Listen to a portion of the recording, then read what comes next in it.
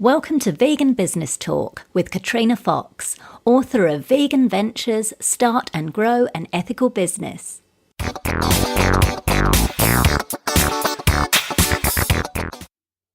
Hello and welcome to episode 91 of Vegan Business Talk.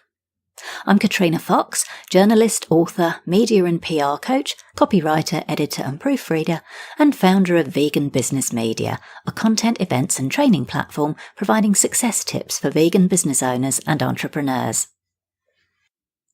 Now, before we get into the main part of the show, I wanted to let you know that I've opened up enrolment again to my online PR course and group coaching program, Vegans in the Limelight. I ran the course for the first time earlier this year, that's 2017 if you're listening in the future, with a group of vegan business owners and entrepreneurs from across the globe over a 12-week period. And it now comes with a full 12 months of group coaching, including monthly live Q&A calls. You can also post your questions on the learning platform, and you can post your pitches to get feedback from me before you send them to journalists. So you've basically got me holding your hand, helping you to do your own PR for a full year. It's a great value program. It's way more affordable than similar courses, and it's the only one that's specifically aimed at vegan and plant-based business owners and entrepreneurs. Some of the current students have already got media coverage in mainstream and specialist newspapers, magazines, radio and TV shows.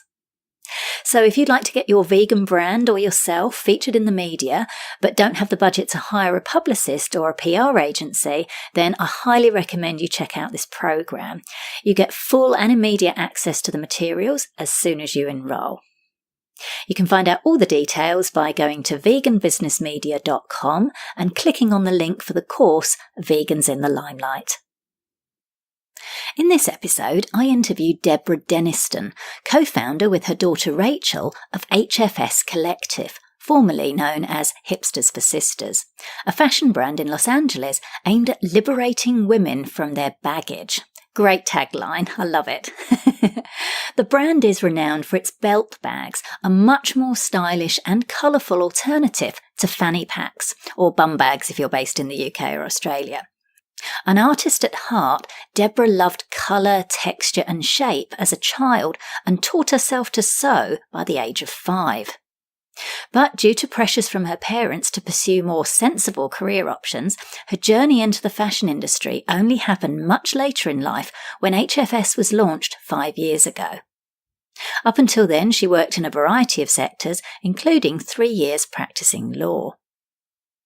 HFS has recently expanded into crossbody bags, as well as releasing a new collection made from Pinatex, the pineapple leather alternative.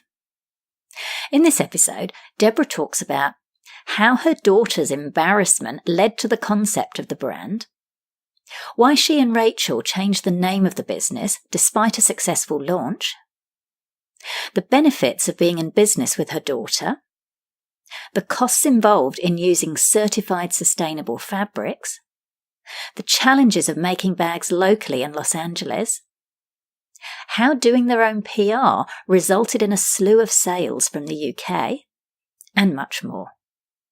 Here's the interview with Debra Denniston from HFS Collective. Hello, Debra. Thank you very much for joining me. Welcome to the show. Hi, Katrina. Thank you so much for having me. It's my pleasure. Oh, and I'm very excited to have you on the show. As we were just saying before we came on air, I'm really excited about your brand and what you do, because you've got a really unique product, the belt bag, which I had no idea existed, and I think it's really innovative. So I'm looking forward to finding out more about that, and of course your business journey. So the very first question I ask all guests, as regular listeners know, is the why. So why do you do what you do? What's the why behind your business? The why behind our business started, do you want the long story? The kind of medium. Okay. Well, it all started back in the day when my kids were in diapers. And I used to run around the park with them and leave all the diapers and the bottles and the food in the diaper bag. And I'd wear the fanny pack running around so I wouldn't have to lug that chasing them up a tree and stuff like that. So I got addicted to wearing the fanny pack. And at the time, it was somewhat socially acceptable to do that. But then as time went on, it became less so. And then when my kids went to school and were able to talk back, they would say, Mom, could you please leave your fanny pack in the car when you pick us up from school today, because we find it kind of embarrassing. So, I did that for the next, 10 years or so, because I didn't want to embarrass them. But I always kind of missed that liberation and freedom that I had when I used to wear it. And so it was always haunting me in the back of my mind. So when the kids went off to college, I had the idea, well, hey, they're gone. I can pull a fanny pack back out. And so I did, and I pulled it out of the closet, and I thought, oh my gosh, they were right. This is really hideous. I can't believe I ever used to wear this thing. And then I got it in my head that I'm going to make one that was cute and functional, and that one that even my kids would not be embarrassed for me to wear. And so that was the why. I was on a mission to liberate women from their baggage, and I was going to do it in a cute way that was that no one would be embarrassed about anymore. I love that. And I love that tagline, liberate women from their baggage. That's very cool. I really like that. So what's your professional background, Debra? Like, had you had any experience in the fashion industry? Tell us a bit about, how your background. Absolutely none. I've always been an artist at heart.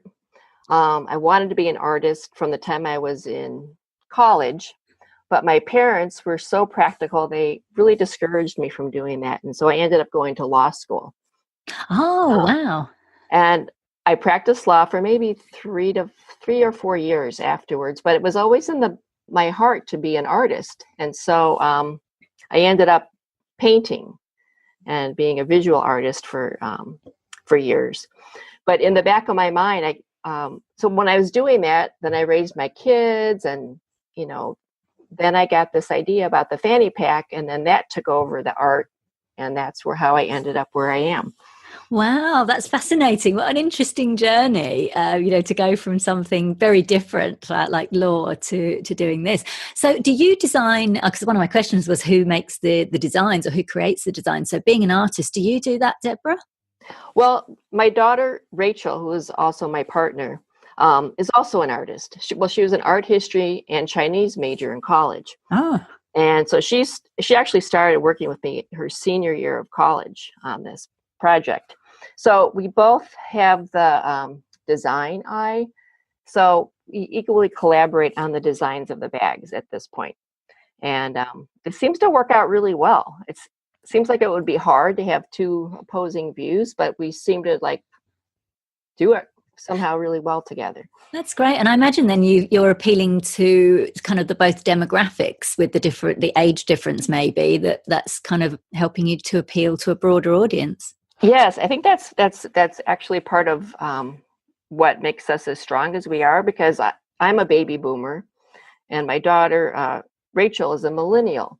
And so between the two of us, you've got the markets. Well, you've got those two markets covered. Oh, awesome! That's great. Right. And how lovely then that so Rachel stopped being embarrassed and she's fully embraced the business and come on board. That's pretty cool. Exactly. And she never takes her belt bag off now. Oh, how wonderful! Wonderful. I love how you've really kind of hit a niche in the market. As I say, I've not heard of these things before. I thought, because I've used bum bags. I used to wear them a lot as well, and similar to you, it just got to the point where I realized, look, they don't actually look that great. They may be practical. The only time I do wear them, and I'll be wearing one next week actually, is when I go on a long haul flight, because they are so practical. But I love the fact that you've combined them into something cool and pretty and lovely. So that's great. Now I want to talk to you a bit about the name. So the name is now HFS Collective, but it used to be called Hipsters for Sisters, which is kind of cool. Tell us about the evolution of the name from Hipsters for Sisters to HFS Collective.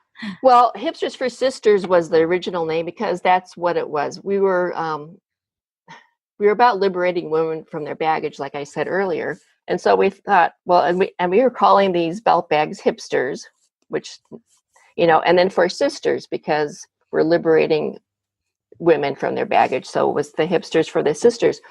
And we would donate, at the time, 5% of every sale to organizations that helped empower women. So that's how that name got started. How it evolved is through the 5 years that we've been in business. Well, there's two reasons we changed the name. One is there were two other companies with similar names doing similar things, and we found that people were confusing us. And it was kind of hard to deal with because we had trademarked our name, but this other company had also trademarked theirs. So why get into that whole thing?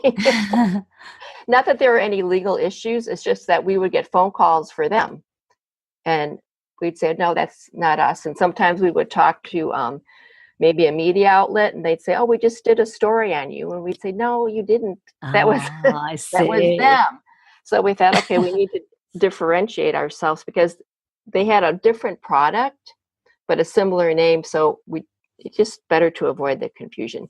The second reason is because as we've grown and listened to our customers and what they want from us, we've started adding more product into our line, like little wallets. And this year we've come up with a commuter tote as well, because this is what our customers are saying. They're like, yes, I'd love to wear the belt bag for every day running around. But sometimes if I'm going to work for the day, I've got to bring my water and my other pair of shoes and things that I need to get through the day. So can you guys make a tote that matches the belt bag? And that would be a nice set. So that's what we ended up doing this season for the first time. And we plan on doing more of that because we have a pretty loyal customer base, but they can only wear so many belt bags. Yeah, it's true. It's true. And carry on. So anyway, that's the story of why we decided to change that name. I like the name Hipsters for Sisters. It makes people smile.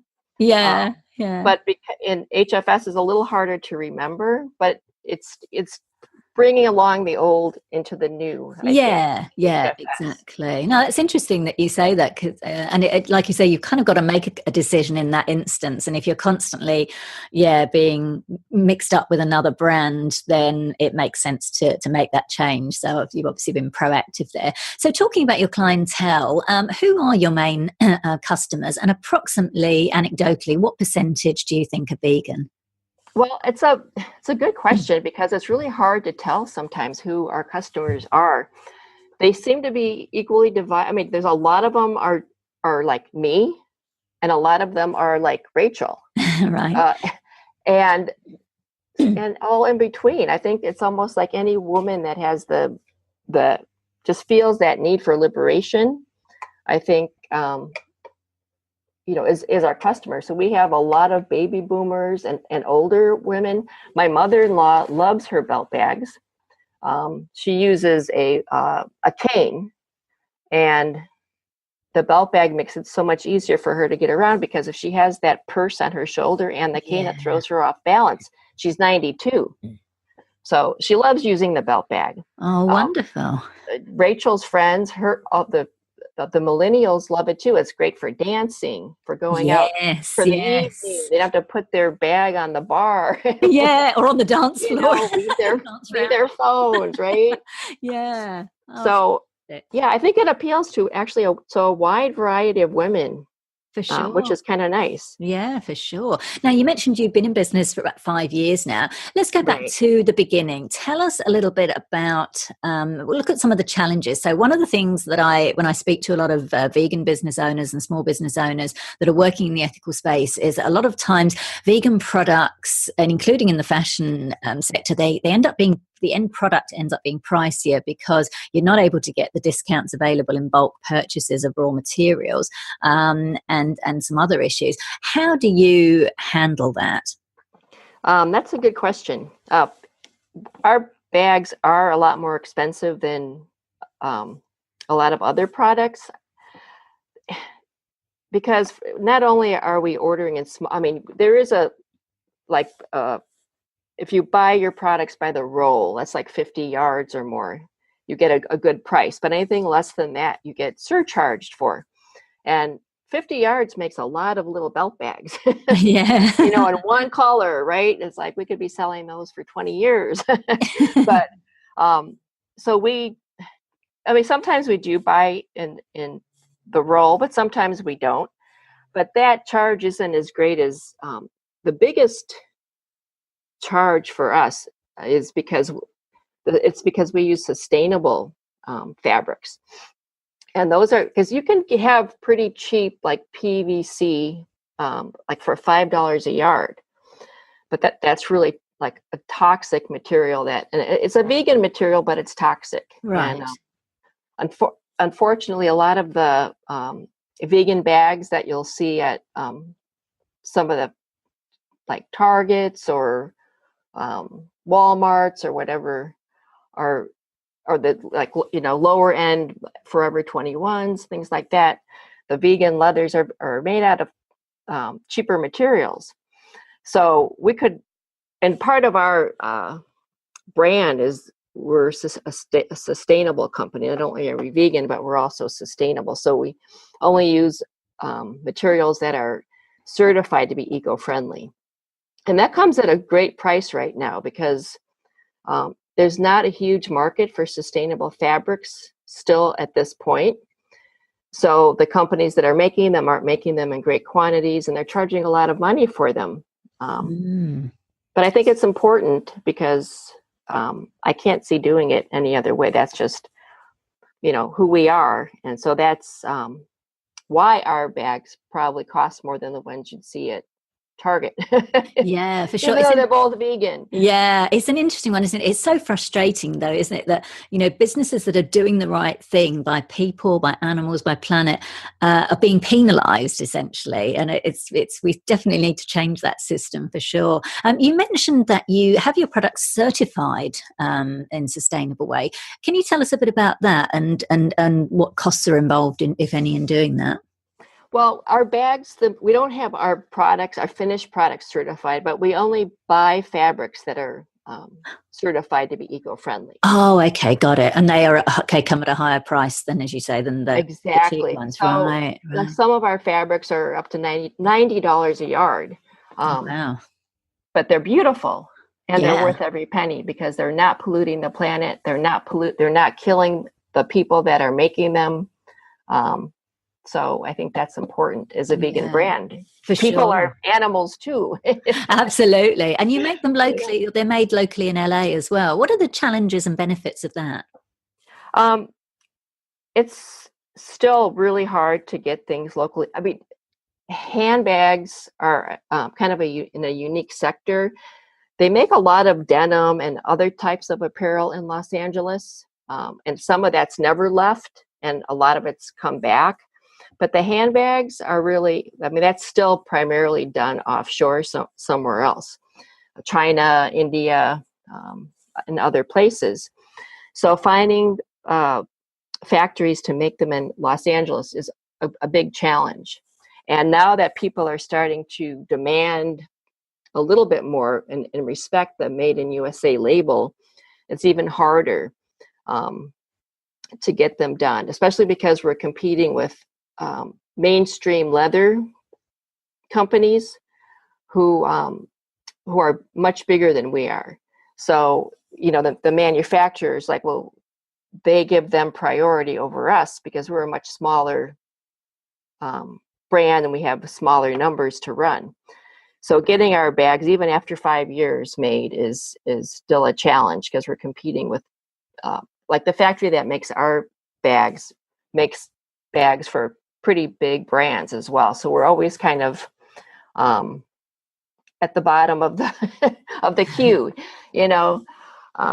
So that's still challenging, but I still think it's worth it because we know every single person that makes our bags. We know that they're paid fairly. We know what kind of working conditions they go to every day, and we like that, and we feel comfortable having our bags made like that. Yeah, that's great because that's often not the case. Like you say, when it's overseas, you can never be 100% sure. So that's great that you can say they're truly ethical bags for people on this planet. The other challenge is the cost of having them made here is so much higher. because we have, the minimum wage, and where they don't have that in other countries. Right. As a matter of fact, we were talking to someone recently at an event we were doing who have their bags made in China, and they're saying that they have them made for the price they get. They said $6 a bag, and we were like, "What? That's that's like, how do you pay someone $6? I mean, for a finished bag?" Yeah. And like, if you figure a bag takes at least 2 hours of human labor to make, how do you pay for a finished? How do you pay someone $6 for that? Exactly. Yeah. Wow. Yeah. So, and that's just, so you figure if that's what they're paying the business for having, and that's including the shipping, Oh my gosh, and the packaging, and it comes in a gift box, oh all wow. wrapped up. So how much are those people being paid an hour to do that? Probably like 50 cents. Yeah, for sure. So do you convey that to your customers so that they know? Because I know sometimes when I've spoken again to other vegan business owners who say, oh, I often get people complaining, why are your products so expensive? Why are they so inaccessible? And it's because often they don't know this, they don't realize all of this that we're talking about now. So do you find that by sharing like the story behind the brand and the products and letting people know that they are, therefore they get it, and therefore they're willing to pay that extra to get a truly ethical bag? Right. I think our customers that buy our bags get it, and that's why they're willing to pay a premium where they can maybe get something similar for a lot less somewhere else, that's where they have no idea where it was made, how it was made, what materials are in it. But we do tell our story online, and I think like one of the greatest rewards of doing what we do is when we have customers write us letters and tell us how much they love what we're doing, how much they respect what we're doing, and they give us like a it just makes the day to hear that people get it, and that's why they're buying from you. So yeah, fantastic. No, that's great. Now you've chosen to run the business as an online one, so selling direct to customers. Tell us about that decision and why you haven't gone down the physical store route or getting into retail stores. I think because some of the reasons we just discussed, our bags are so much more than other vegan bags. So I think also there's this history of people look at, especially mainstream stores, not vegan stores, but like a Nordstrom or a Macy's, will look at a faux leather bag and think, oh, this should be cheap because it's not real leather. Yeah. And so and if you have no one to explain your story or explain what is involved in that bag, what it's made with, how it's made out of recycled plastic bottles, how it's made out of, the leftovers from the pineapple harvest, whatever it is, the story, if it's just sitting there and the price tag is 3 times what they're used to paying for a faux leather or not a leather bag, they're not going to understand it unless they know the brand and our story. So we find the best way to sell our bags is online, where people can read about us, read the story, understand that the interiors are made with organic cotton, that the outsides are made with certified eco-friendly materials, that the brass is low-level solid brass, low-level lead, and so you don't see all that on the shelf. And without someone explaining it to the customer, they're not going to understand that. So that's been our major challenge. Yeah, that's an interesting one. Stores. Yeah, I remember talking to, I think it was someone who has shoes, quite a high-end kind of vegan shoe brand, and she was saying that was a similar experience, and she had to go educate the buyers as well in these places like, Nordstrom or what have you, because they had that same perception. Oh, well, if it's not leather, it's not luxurious in some way. So there's obviously some way to go there. Exactly. I can't tell you the number of times that we've done a pop-up or been at some, like a boutique pop-up, and then a customer will say, oh, this is the cutest thing I've ever seen. And then they start petting it and saying, this is real leather, right? And then I'm just like, no. And then it's like, where do you start in that education of how toxic leather is to the planet? Yeah. Not only to the animals, but to, who die for that, but also to the planet, which is being so polluted from the leather industry. People have no idea. And it's like, it takes a half an hour to explain the situation to them. Yes, yeah. It's like you're selling your product and you're educating at the same time. Yes, and and that's the best way to do that is online, where we have the room and the people's attention to educate them that if they don't know. Yeah, no, exactly. So in terms of the marketing and PR, so what have been some of the marketing strategies that you've used that have been successful in growing the business over the past 5 years? Well, Rachel does all of our marketing. We have not up until this point actually paid for marketing.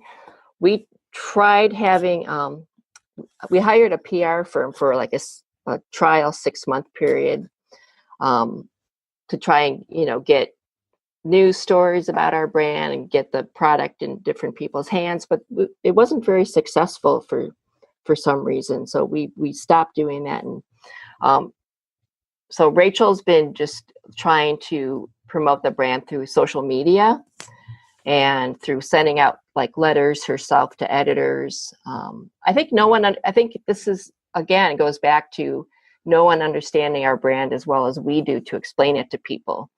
Right. So she's doing Rachel's doing your own PR. Right. So she's reaching out to editors and talking to people and trying to get, our brand out there so that people can learn about it. She's pretty good at the social media with the Instagram and Facebook. But now that Facebook has started, they really want you to pay. Oh yeah. As a business now, like nobody sees your posts, right? Unless you pay, because that's their business. Yeah. So you spend all this time building up your audience, but then no one sees anything you say unless you pay for it. And then now Instagram's gone the same way. So what we did was, like, before Instagram went that way, she started diverting all her attention more toward Instagram versus, Facebook. But now Instagram's gone the same way, where you have to actually pay to have your post seen for the most part. Right. So right. I think we're just going to have to start doing that, which, it's fair, I guess. But it's just kind of shocking that you have to keep changing things as the world around you changes. Yeah, absolutely. It's always kind learning new ways and new ways to deal with things. So yeah, it's constantly changing. So at the moment, Facebook and Instagram are your kind of key social media platforms. Right. And I think she does a little bit on Twitter. We do, and then our newsletter to our customers, email marketing. Fantastic. Now, you've touched on media and PR, and you've actually been featured, I noticed, in quite a few media. I noticed you've been in Refinery 29 and some other, quite high-profile ones, and I saw you in the Veg News. So how did that come about? Well, most of those came about through Rachel's efforts of reaching out to people. Yeah, sometimes we're surprised that we suddenly appear in something, or sometimes it's the result of her having reached out to those publications or those editors. Oh, good. That's good to know. I'm always looking for examples, because one of the things I teach is, some of my background's journalism. I teach people how to do their own PR. So I'm always looking for good examples, particularly of vegan businesses who have had success doing that. So that's great. So let's give Rachel, she's not on the call, but we'll just give Rachel a shout out. Very well done, Rachel. Thank you. She'll love that. Fantastic. So what have been the benefits to the media coverage, would you say? Well, I think primarily people think, if you get your bags featured in something, you're going to just rake in the sales from that. But that hasn't always been the case. You can be in a publication and not have a great uptick in sales, or you can be in a publication and have all these sales come in. It's kind of unpredictable. I remember one day we're like, oh, what's going on? We keep getting all these sales from the UK. Like, where are all these sales? We had no idea, but I guess it was Look magazine had done a feature on our brand and did a whole story about us, which we didn't even know about. So we finally started asking these people, how did you hear about us? And they said, oh, you were in Look magazine, So sometimes you just don't even know. I don't even know how that happened, right?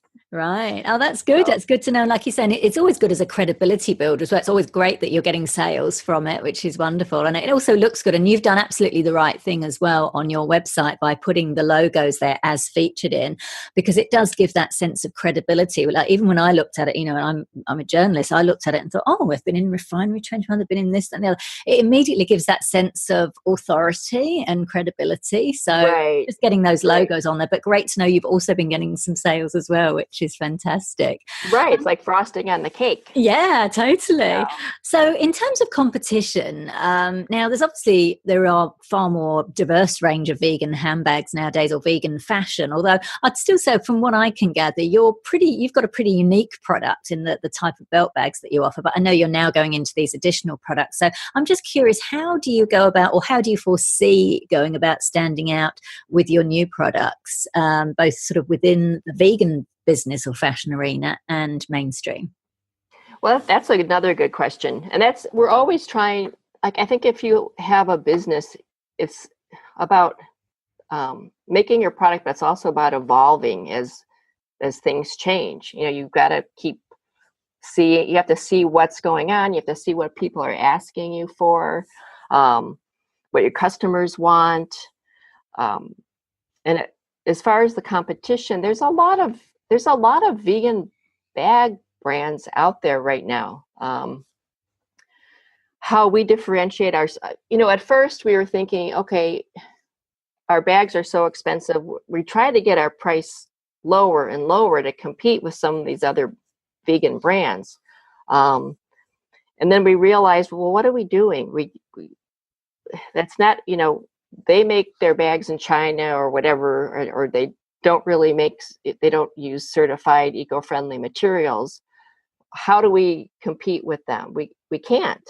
So we decided, well, okay, instead of going down and trying to cut everything to compete, we decided, well, okay, let's just be true to who we are and price our bags the way we should and do everything sustainably. From the hardware we use to the linings, to the outside of the bags, to pack everything. And that's how we hope to keep differentiating ourselves from our competition by, making that the difference. Yeah, I guess. Yeah. No, that's great. Like you say, it's easy to do, isn't it? To fall into that trap of, oh, okay, I'll try and compete on price, but unless you can genuinely compete on price, it's never a good idea, because then you end up stressed and, like you say, not authentic to your brand. And we just thought that was something we could never win unless we decided to make our bags offshore and use like a different quality material, and we just didn't want to do that. And why? I mean, there's already that niche is already filled. So be true to ourselves and keep doing what we're doing, and don't worry about the competition. Just be who we are, and so we're more expensive, and the people that value what we value will hopefully stick with us and be our customers. Fantastic. Now, what about the use of the word vegan in your marketing materials, on your website, and the prominence of the word? Because, there's the two schools of thought. Oh, it's a bit of a scary word, we shouldn't use it. And then now it's become a bit more trendy, so now we can use it. So I ask this question to everyone, and there's no right or wrong answer. I just love hearing people's take on it. So at a first glance at your website, it's not big on the website. So tell us a little bit about your choice of how much to use the word or not. Right. We've decided not to use the word. We call it the V word. Because it does. I mean, I'd say half of our customers are vegan and half are not. Right. Half of our customers care about sustainability and the planet, even though they may not be vegan. But those go hand in hand, because vegan is the most sustainable option. Yeah. But I think it's a turnoff for a lot of people that are not vegan. It's almost like the V can burn them. And because I think they see it as a personal attack, because if they're not vegan, they think, oh, this is not for me. This is just for vegans. We want to be more inclusive to all people. We figure like, okay, the vegans know we're here. They know how to look for the vegan labels. But we, if we excluded everyone but vegans, we couldn't stay in business, because vegans are such a small percentage of the population. And not only are they a small percentage, our bags are priced at such a high price point for a lot of people. We'd probably be out of business. Right. So we have to keep it open to more people. And that's how we've chosen to approach it, more from a sustainability perspective. And vegan just happens to be the most sustainable option for our bags. Yeah, got it. No, it's interesting. I said there's no right or wrong answer to this. I'm always just curious, to get people's different take on it. And if it's working for you and it's getting more people, getting people to buy your bags rather than leather bags or animal based bags. I really think it depends on the product itself. Like if you had a t-shirt brand that was like embracing veganism, then of course you'd want to say this is a vegan brand. These t-shirts are all about being vegan, because that's a great thing. I mean, that's what it is. But if you have a company like ours that is vegan and then some other things, it's bigger than just vegan. So we don't want to narrow it down too much. Got it. No, thanks for sharing. Does that make sense? No, it does. It does. And I noticed you had the word, I think cruelty-free is used. So obviously, people, vegans like us can, like you say, we can kind of decipher that, and we know that it's. We're good at looking for the clues. Yeah. What's this label? What does this mean? So you think this is vegan? Yes.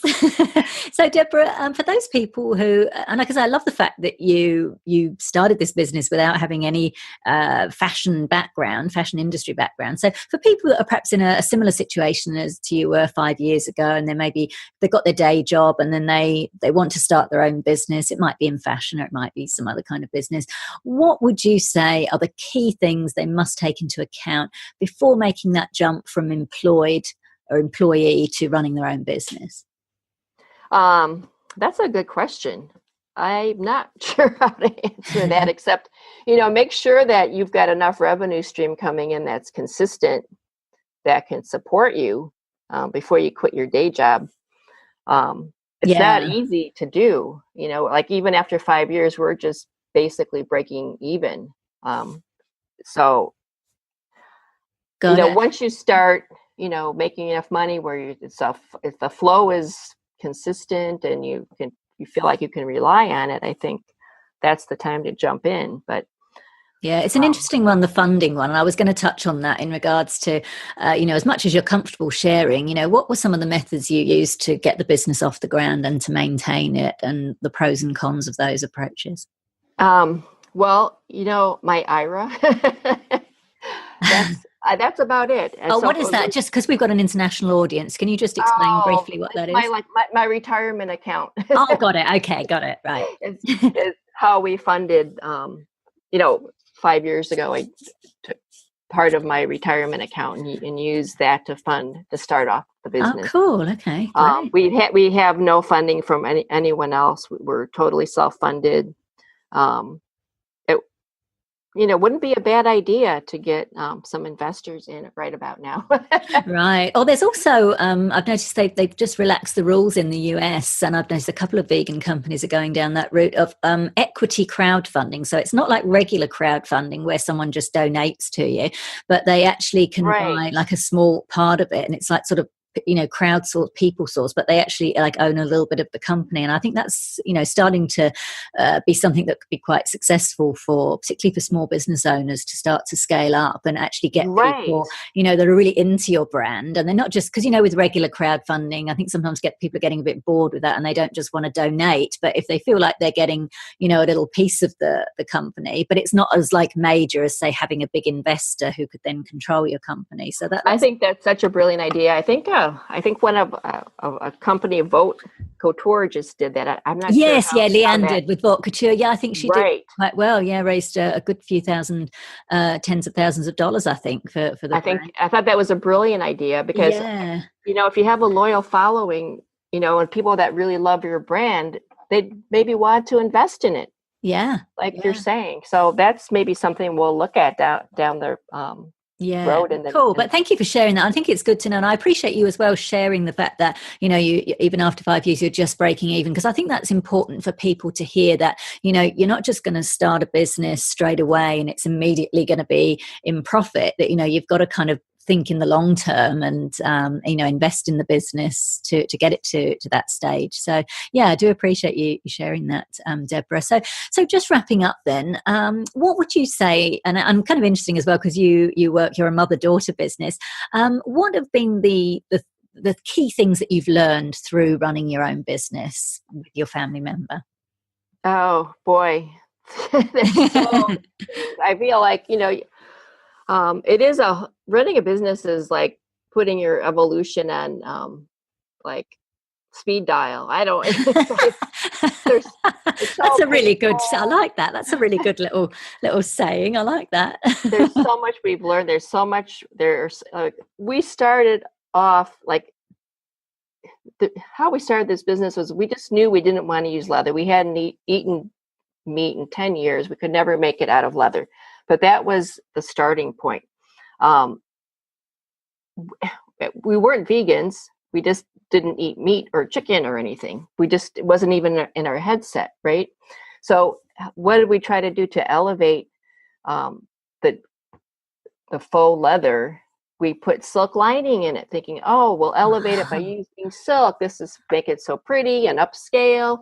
Then we realized, silkworms died for silk? Really? Oh, okay. So in the 5 years, our evolution is learning about, we don't use silk anymore. We don't use this. We don't use PVC. We've now become we keep rolling and rolling towards sustainability and learning more and more about it. And the more we learn, the more we change and evolve our product and who we are as people too. So, it's amazing because you have to learn so much when you have your own business about everything. Yeah. And so it's been great on so many personal and professional levels to start your own business. Wonderful. So final question then, what's your long-term brand? Your long-term brand. What's your long-term vision for your brand and for yourself? Well, I think our long-term vision is to become a sustainable, hands-free bag company, which is the direction we're heading in with changing the name to HFS Collective. We're planning on introducing, since we have the overnight tote, maybe adding some travel items that can go into the tote for overnight. More wallets. Our customers keep asking us for wallets to go inside the bags, but everything related, like in sets. So, we'll see. We're hoping next season to come out with, totes and maybe more materials than just the Pinatex with the Ultra Suede. So we're going to just hopefully keep evolving. Brilliant. I love the sound of that. So you've got some excellent, unique products. I look forward to, hearing about your new ones as you go along. You've shared some fabulous insights, Debra. It's been great having you on the show. Really appreciate it. Thank you so much. Thank you, Katrina. It was really nice talking to you. So that was Debra Denniston from HFS Collective. You can find out more at hfscollective.com. And that link is on the show notes page at veganbusinessmedia.com/podcasts and going to episode 91. Now for our Vegan Business News Roundup. A new monthly market launches this weekend, that's 19th of November 2017 if you're listening in the future, in Sydney, Australia. Organised by Vegan New South Wales, formerly the Vegan Society New South Wales, the outdoor market will be held on the third Sunday of every month at the Portugal Community Centre in the inner city suburb of Marrickville between 9am and 4pm. While the main focus is on food, there'll also be stalls offering skincare and beauty products, as well as charity stalls. Sydney joins other cities across the globe that have started to run regular vegan markets, including New York, which puts on a monthly event in Brooklyn. In London, UK, blogger Fat Gay Vegan hosts one in Hackney Downs in the East End, while a brand new vegan market in Islington in North London has just launched. Now, I went to the one in Brooklyn recently with my friend and renowned vegan foodie Demetrius Bagley, and it was fabulous. And now I'm back from my travels, I'm looking forward to checking out the Sydney one this weekend. It's great to see these initiatives continuing to spring up and provide vegan businesses with the opportunity to get in front of and sell their wares to broader audiences. Plant-based dairy alternatives are expected to represent 40% of the combined total of dairy and dairy alternative beverages within 3 years, up from just 25% in 2016, according to research firm Packaged Facts. In its new report, Dairy and Dairy Alternative Beverage Trends in the US, 4th edition, it says the market for dairy and dairy alternative beverages will reach a projected $28 billion by 2021. The segment's growth is being spurred on by the popularity of plant-based alternatives, which in 2016 alone accounted for barely $6 billion in retail sales. David Sprinkle, Research Director for Packaged Facts, said the significant and ongoing shift from dairy milk to plant-based milk was down to a growing number of consumers who are choosing to cut back on consumption of animal products. Packaged Facts expects new types of dairy-free milks to find wider audiences in 2018. These include barley, hemp, pea, flax and quinoa. It's great to see yet another report evidencing the growth of plant-based milks. Gone are the days when it was just soya milk sweetened or non-sweetened. We're seeing a lot of innovation in this sector, which is fantastic. Finally, a bit of personal news. I recently became a contributor to Forbes, specialising in writing about vegan and plant-based businesses for Forbes.com. And I think it's a sign of how veganism is starting to become part of the mainstream when an iconic US business publication like this is happy to receive regular content on this sector. So far, as of mid-November 2017, I've written 3 articles, one discussing whether or not you should sell your mission-driven brand to a larger company that may not share your values, a profile piece on the brilliant The Land of Kush vegan soul food restaurant in Baltimore, Maryland. You can listen to my interview with owners Greg Brown and Niger Wright Brown on episode 62 of this podcast. And my most recent piece is on the future of fast food being vegan. Titled Move Over McDonald's, The Future of Fast Food is Vegan, this particular article has had more than 115,000 views within the first 72 hours. In it, I profiled Plant Power Fast Food, which has 2 locations on the West Coast with plans for nationwide expansion, the fast-growing By Chloe, fast casual plant-based pioneer Veggie Grill, and vegan vending machine company Le Cupboard. Now, what's interesting and reflective of the packaged foods report I just mentioned is that every single one of the founders of these businesses attributed their success to omnivores who want to eat fewer animal products for their health, the planet and animals. So it's not vegans and vegetarians alone anyway that are driving this change. And this is what we want. You know, vegans are always going to find a good vegan eatery. We want the meat eaters to go into these places, be wowed, cut down on and ultimately cut out animal products altogether. And the more places that provide delicious plant-based food, including fast food, the more likely this will happen. So you can check out these articles and follow me on Forbes by going to forbes.com/sites/Katrina Fox. And I'll put a link to that on the show notes page. So that's it for this episode of Vegan Business Talk. Thank you so much for tuning in. If you enjoyed the show, I'd really appreciate it if you gave it a review and rating on iTunes or any other platform you're listening on. Finally, I encourage you to head over to veganbusinessmedia.com, where you can find more resources, including details of my media and PR consultations, copywriting, editing, and proofreading services to help you grow your vegan business. I'm Katrina Fox, author of Vegan Ventures, Start and Grow an Ethical Business, and I look forward to catching up with you in the next episode of Vegan Business Talk. Bye for now.